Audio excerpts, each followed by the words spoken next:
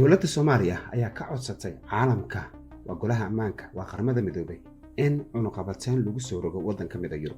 Haddaba intaan u gudagelin barnaamijka waxaad samaysaa haddii aad doonayso fiidiyoda noocan oo kale ah inaad la wadaagto asxaabtaada ama walaalaha ama caruurtaada, share garay, like garay and comment samay si aan mar walba ugu xirnaato barnaamijka. Maanta waa maalin kale kana duwan shalay. Soomaaliya 1972 November ayadoo la dagaalamayso gumaysiga ayay waxay samaysay dhammaan dawladaha Afrika oo dhan ayaa Soomaaliya isugu imaan jiray. Waxayna Soomaaliya ka codsan jireen in cod dheer u gaarsiiyaan caalamka si ay u helaan madax bannaanidooda. Wadamada Mozambique iyo Guinea Bissau iyo kuwa kale oo fara badan ayaa waxa gumaysan jirtay wadanka Portugal ayaa waxay diiday gabi ahaanba inay madax bannaanidooda siiso ayagoo run ahaantiina xoog ku haystay wadamadaas. Soomaaliya ayaa mar walba dalkeeda waxay ku soo dhaweyn jirtay hogaamiyayaasha wadamada Afrika kuwaas oo mar walba sameyn jiray in dacwad dheer ay Soomaaliya u qorto oo ayna u noqoto cod gaarsiiya caalamka inay helaan madax bannaanidooda. Haddaba clipkan yar ka daawada Soomaaliya waa dawladda waqtigaas jirtay oo golaha ammaanka ee qaramada midoobay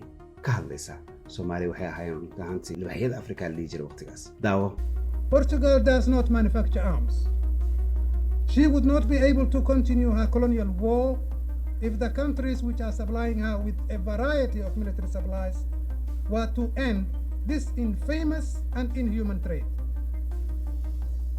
It's the firm hope of my delegation that the members of the Council will come to agree that the imposition of an arms embargo is the obvious course of action, particularly at this stage when clouds of danger are darkening the African horizon as a result of the tragic situation in Angola, Mozambique, and Guinea-Bissau and Cape Verde.